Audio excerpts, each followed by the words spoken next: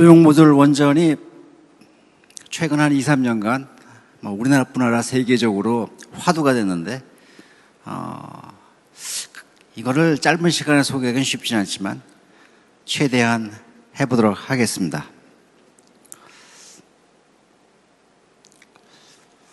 오늘날 이미 말씀하셨지만은 one last chance라고 그러죠. 지금 이 위기를 극복하지 못하면은 안 된다는 것인데, 걱정하지 마십시오. 우리한테는 어벤져스가 있습니다. 아시다시피 마블 카툰 회사가 만들었던 원작을 놓고 어벤져스가 우리나라에서 상당히 히트를 쳤죠. 캡틴 아메리카도 있고 아이언맨도 있고 헐크도 있습니다. 이 기후위기를 대응하는 어벤져스들은 이런 것들입니다. 재생에너지 많이 나왔죠. 원자력도 꼽히고 있습니다. CCUS 오늘은 안 나왔지만 CCUS도 이것이 만약 되게 되면 석탄가스 고민할 필요가 없죠. 하이드로젠 역시 어벤져스 중에 하나입니다. 이 중에 누가 캡틴 아메리카고 누가 아이언맨이고 누가 헐크고 누가 과연 주도적으로 이걸 갖다 해결할지에 대해서는 여러분들 고민할 필요가 없습니다. 이미 여기에 대해서 테스팅하고 있는 나라들이 있습니다. 일주일 전입니다.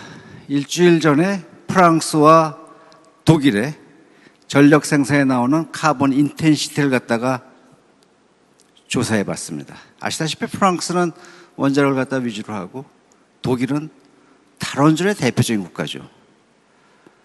프랑스입니다. 여기는 원전이 70%, 그 다음에 재생에너지 30%를 갖다가 5월 13일 날 생산했네요. 킬로와트아워당 16g 냈습니다. 99% 무탄소 전원이고요. 훌륭합니다. 독일 볼까요? 독일은 리뉴얼 에너지 전폭적입니다. 노 뉴클리어고 대표적인 국가죠. 그래서 카본 프리 에너지, 이른바 재생에너지로 80% 조달했습니다. 나머지 20%는 뭘로 했을까요? 어쩔 수 없이 갈탄과 가스로 했습니다. 킬로와트아워당 232g, 10배 넘게 냈습니다. 누가 기후학당입니까? 누가 솔루션을 갖다 제시하고 있습니까? 이거는 팩트입니다.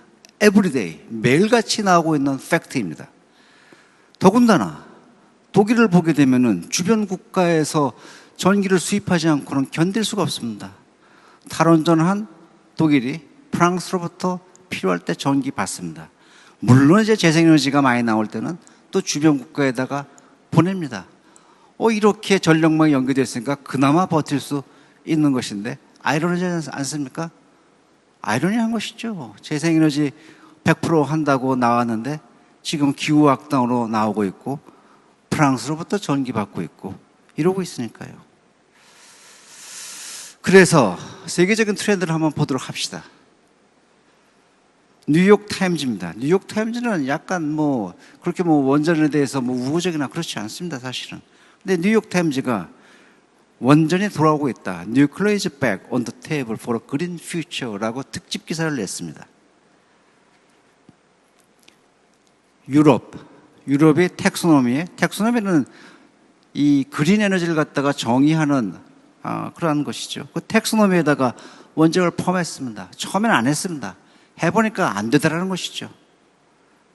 그리고 작년 말에였던 COP, 거기서 본격적으로 원자력의 필요성에 대해서 논의를 했습니다. 원자력이 공격받던 중에 하는 것이 맨날 무슨 기후변화 회의하면 원자력은 초대받지 않았다 했습니다. 초대받지 않았었습니다. 그런데 본격적으로 이제 기후위기를 생각하면 피할 수 없다는 것이지요. 재생에너지 늘려야 됩니다. 하지만 원자력도 3배 늘려야 된다라고 나오고 있는 것입니다. 구글 트렌드 한번 볼까요? 구글은 전 세계 사람들이 서치하는 것이니까 그걸 보게 되면은 전 세계 사람들이 무엇을 생각하고 있는지, 어떤 데 관심이 있는지를 좀 알 수 있습니다. 특히 SMR에 대한 관심도는 2011년 후쿠시마 사고에 극약급수적으로 늘어나고 있습니다. 전 세계를 봐서도 미국, 캐나다 같은 북미 지역, 유럽, 심지어 오스트레일리아, 아프리카 이런 데도 관심이 많습니다. 그러니 크레딧 스위스 투자회사죠. 제 평생에 투자회사가 원자력에 투자하라고 이렇게 나온 건 처음 봤습니다, 사실은. 크레딧 스위스가 SM을 갖다가 10대 기술을 뽑으면서 투자하라. 이러고 나옵니다. EU 텍소노미에서도 제일 첫 번째 투자로 꼽은 것이 뭐냐면 제4세대 원전에 투자하라. 이렇게 나옵니다. 2050년까지 써라 하지만 그 이후까지도 원전에 대한 기대와 희망을 갖고 있다는 뜻이지요. SMR, 그러면 어떻게 전 세계에서 바라보는지 보지요. 이건 영국서 조사한 것입니다. 영국은 사실은 오랫동안 원자력 안 해가지고 사실은 원자력에 대한 능력이 없어요. 그런데 이제는 뭐 해야겠다는 것입니다. 그러니까 여기서 나온 것이 이제 전 세계적으로 봐서 맥시멈 한 80억 필요하다 그러고요. 그러니까 유럽에서 스몰 모듈러 리액터 얼라이언스를 만들자. 그리고 UAE에서 미국과 같이 해가지고 2억 7,500달러 투자를 하겠다. 온타리오 하이드로 캐나다에서는 SMR 갖다가 2020년에 건설하겠다고 프로젝트까지 발표했습니다. SMR 좀 알아보죠. SMR은 작습니다. 얼마 작냐면 기존 원전보다 3분의 1에서는 5분의 1 작습니다. 심지어 멀티 모듈 타입 여러 가지 모듈을 하는 거는 거의 한 9분의 1, 8분의 1 작습니다. 사이즈로 보면 이 정도 되고요. 작다 보니까 안전합니다. 내재적으로, 원천적으로 안전할 수밖에 없습니다. 어느 정도로 안전하냐? 그럼 대형 원전 같은 거는 우리가 다 비상대책이라는 걸 갖다 세우게 돼 있어요. 원전 발전소 사고 나면 다 어떻게 하겠습니까? 어떻게든 간에 뭐 조치를 해야 되니까. 후쿠시마 사고 같은 거 대표적인 것이죠. SMR은요, 필요 없습니다. 이것이 안전성을 대표합니다. SMR은 또 단순합니다. 단순해가지고 공장에서 만들고 공장에서 다 조립해가지고 딜리버리 합니다. 원자력 발전소의 모든 컴포넌트가 하나의 캡슐에 들어갑니다. 작다 보니까 훨씬 더 신뢰성이 높고요. 그러다 보니까 더 안전성도 높지요. SMR의 무엇보다 특징은 스마트하다는 데 있습니다. 왜 스마트하냐면 말이죠. 첫째, 필요한 대로 수요에 대응할 수 있습니다. 모듈 타입이라서 만약에 전기가 더 필요하면 모듈을 더 늘리면 됩니다. 필요하지만 한두 모듈 갖고 하면 되고요.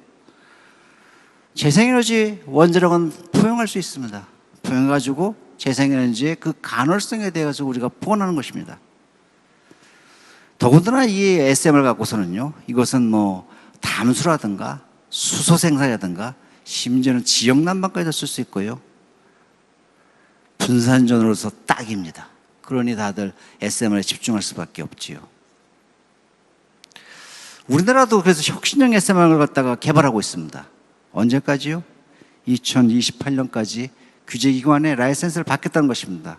그러면 기술성과 안전성 거의 다 된 것입니다. 그리고 나서 2030년대 초반에는 실증을 해서 건설해 보이겠다는 것이 우리의 목표입니다. 마지막으로 원자력이 바라는 건요, 이런 겁니다. 스마트 넷제로 시티. 여기는 말이죠, SMR만 있지 않습니다. 풍력도 있고요, 솔라도 있고요, 퓨엘셀도 있고요, 다 있습니다. 이런 걸 다 아울러 가지고 SMR로서 서포팅 하겠다는 것입니다. 왜냐하면 윈드와 솔라 갖고 독자적으로, 독립적으로, 자체적으로 전력 운영을 할 수가 없기 때문에 이걸 SMR로서 같이 조화롭게 나가자는 것입니다. 그래서 이런 것이지요. 혁신형 SMR로 이런 세계를 만들어보자. 전기요금은 비싸다고 뭐라 합니다. 물론 전기요금은 적정요금을 가져야 됩니다. 그런데 같은 전기 쓰면서 싼 거면 좋은 거 아니겠습니까? 왜 전기요금 비싼 거에서 비싸게 안 받는다고 그런지 모르겠어요. 적정요금을 받는 것과 비싸게 받는 것과는 다른 얘기죠. 우리나라는요, 전 세계에서 유일하게 원자력을 갖고 전력 옵션을 갖다가 아무런 고민 없이 선택할 수 있는 나라입니다. 프랑스도 못하는 것입니다. 프랑스도 못하는 옵션을 우리가 갖고 있는 것이고, 여기 바탕에 가지고 SMR로서 앞으로 다가올 세계에 대해서 더욱더 조화로운 세계로 나아갔다는 것이 이 SMR을 추진하는 그러한 취지가 되겠습니다. 9분 됐습니다. 이걸로 마치도록 하겠습니다. 감사합니다.